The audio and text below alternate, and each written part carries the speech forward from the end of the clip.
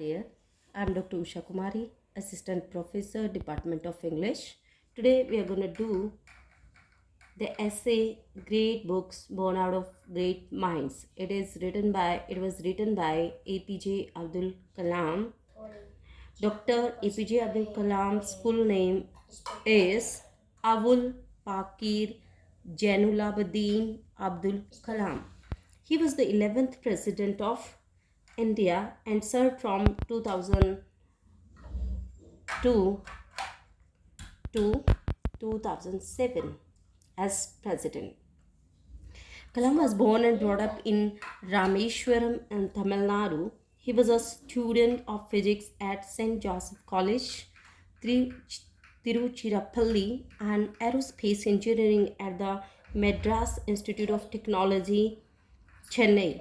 Before his term as President of India, he worked as an aerospace engineer with the Defense Research and Development Organization. He is popularly known as Missile Man of India. Man of India. He played a central technology role in India's Pokhran third nuclear test in 1998. Great Books Born Out of Great Minds is taken from the speech delivered by Dr. Kalam on 7 December 2013 at Lucknow Literature Carnival.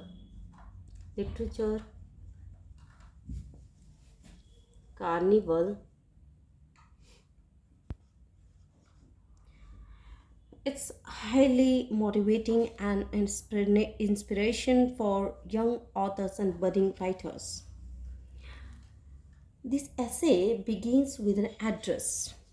The author draws the attention to the fact that reading habits are the means of acquiring knowledge.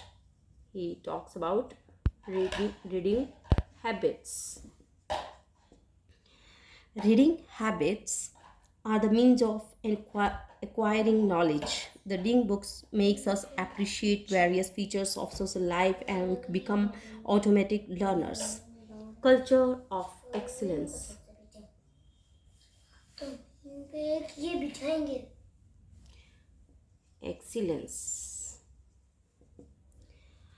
Excellence is accidental.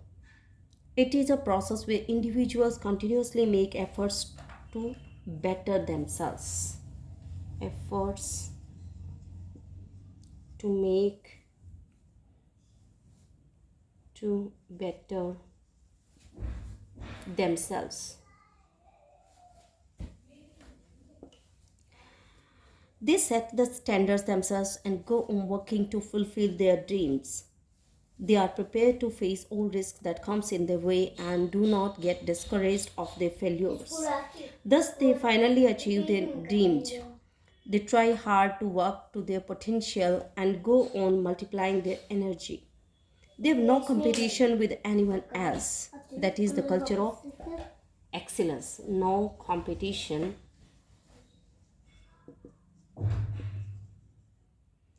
with anyone else.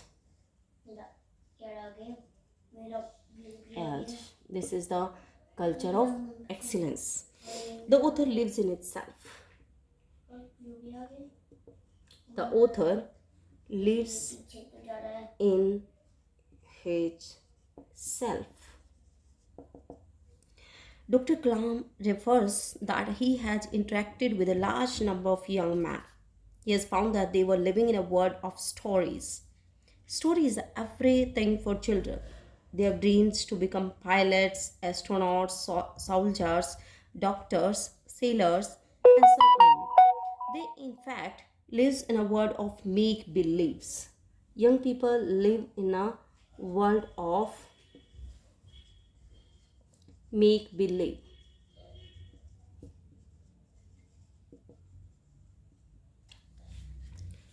And fantasies.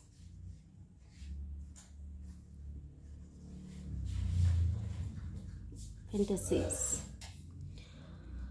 When they grow up, they read novels, films, and plays and absorb them. The author himself feels that even after living for 82 years, he feels that he is also living a story. In fact, we are making and beautifying the reality around us. An author creates narrative about the past and the future. The author adds the stories help us to move forward in the complex social problems. Storytelling has evolved like other behaviors to ensure our survival. Imagination allows people to go away mentally into alternative worlds. A story is a thing that does rather than a thing that is. It's a tool in utilizing an object for aesthetic admiration. It draws the attention of the listeners to the story, thus, storytelling is the main element of leadership. A darker side of storytelling. A darker side of storytelling. Storytelling has its darker side too. It makes us prey to conspiracy theories, advertisements, and narratives that are truthy than true. What is right, wrong, sin, good, duty, responsibility? All of these depends on the beholder. New stories generate their own new sets of problems which require new solutions. New stories may change the ideas and actions of the hearers. Therefore, it's very important that we revisit storytelling in a serious manner and ensure that stories remains authentic human experiences. Let the stories bring us to the core of human experience about cooperation and connection. Cooperation and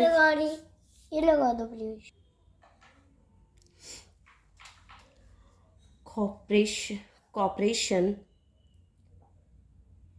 and connection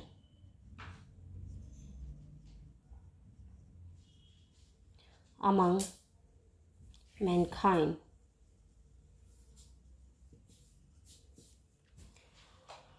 The author's own observation on author's own observation. The author shares his own observation with his audience. He describes that he was reading a book on the great author Johann Wolfgang Goethe, whose mind involved Faust, the great German epic. The author also mentioned that Shakespeare, Shakespeare, Valmiki, Goethe were great authors. Shakespeare can see the past, the present, and the future through his great musical plays. The great epic master Valmiki evolved the story of the Ramayana that stands for the past, the present, the future. The biographies of Goethe and Shakespeare claim that their minds were excited by the life force.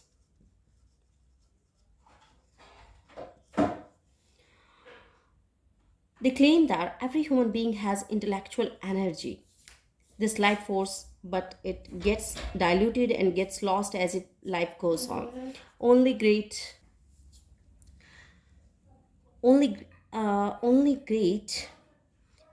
souls fully use this life force, as was done by Valmiki while writing the Ramayana. The message to the young author.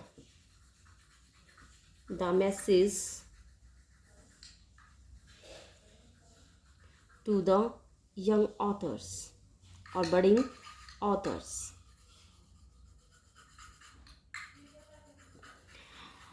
At the end of the essay, Dr. Kalam gives a message to the young authors that they have the mighty force within them. They have to assemble it, concentrate, and use it for imagination and create real works. The essay also discusses the negative or darker side of the storytelling, where he says that whatever and however we think all depends on our eyes as the beholders. New forms of stories create their own new sets of problems which requires yet more solution. Storytelling may alter the ideas and actions of the mankind. So, we should ensure that stories bring us to the core of human experience about collaboration and collection. It influences our mind. They help us in moving forward in the face of life, complex and social problems, just as flight simulators prepare pilots for difficult situations. Stories help us land in the world of imagination. In the world of imagination, in other words, imagination gives us the magical ability to experience what didn't actually experience. A story is a tool of great utility. Attention is the reward that listeners bestows on the storyteller. This makes a storytelling a central component of leadership.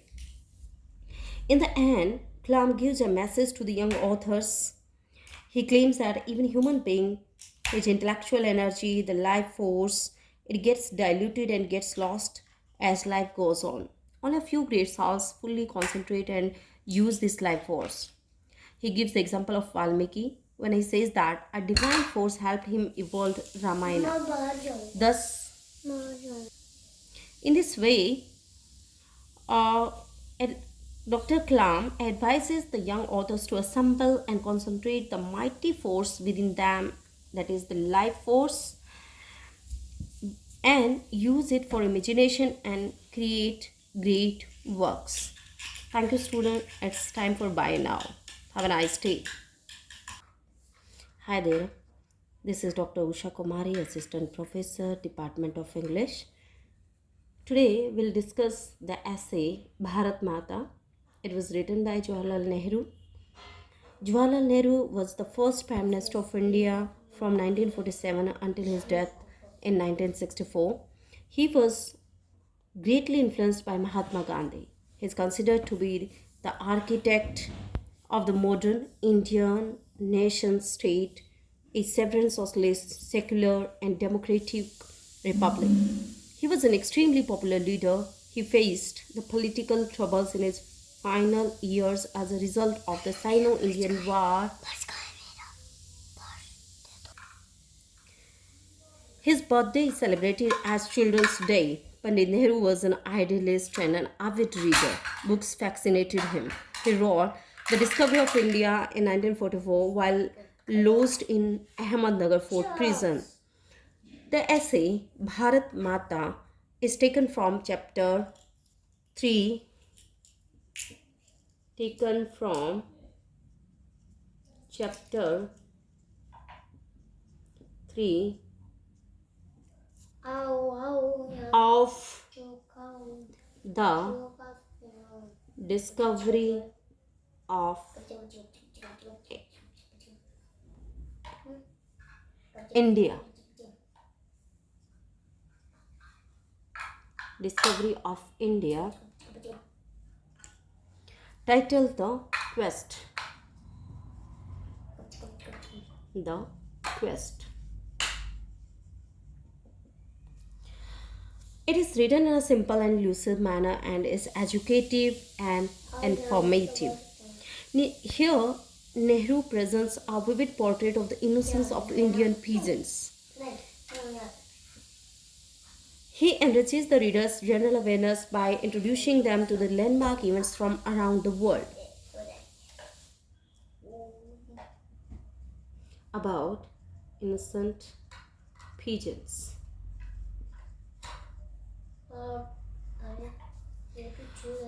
Meeting with the pigeons and other people. Meeting with pigeons and other people.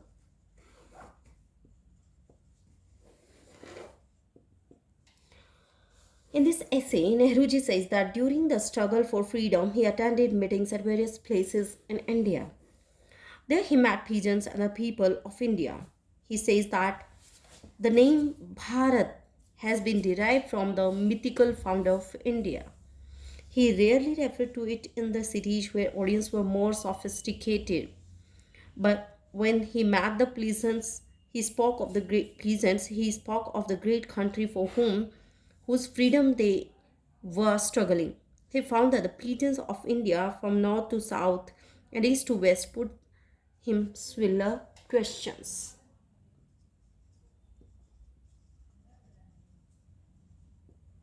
Have similar questions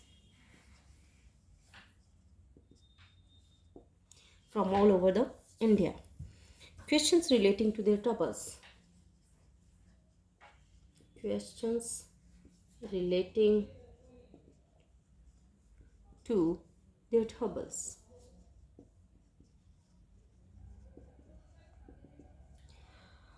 Poverty, debt. Poverty, debt. Poverty, debt. Landlords. Landlords. Heavy rents. Heavy rents. And taxes.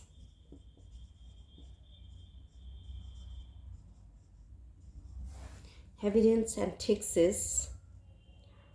And police harassment. Police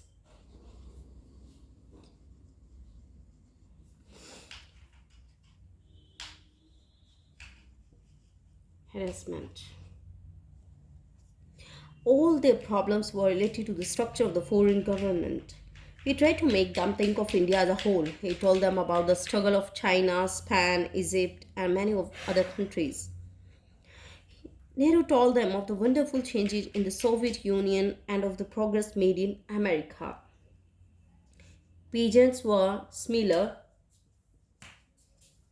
Pigeons were similar with the conception of with the conception of Bharat.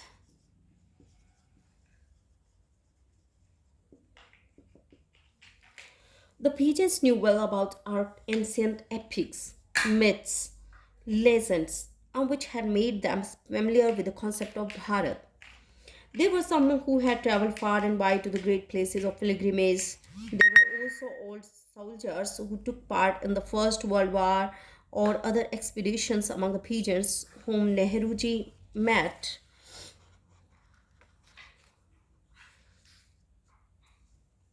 So, Nehruji asked pigeons the meaning of Bharat. Asked meaning of asked the pigeons meaning of Bharat.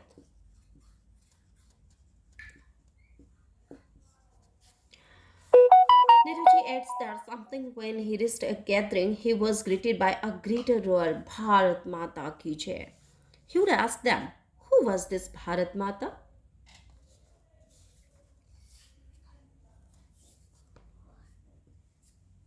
He asked them,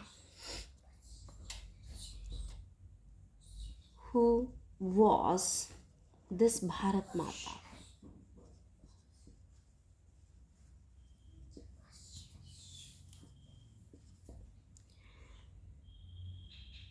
Mother India, whose victory they wanted. His question would amuse and surprise them.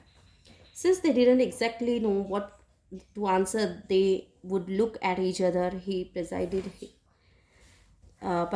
in his questioning. An energetic peasant gave the reply. An energetic peasant gave the reply. A vigorous peasant who had been wedded to the soil from immemorial generations replied to Nehruji's questions. He said that it was the dharti,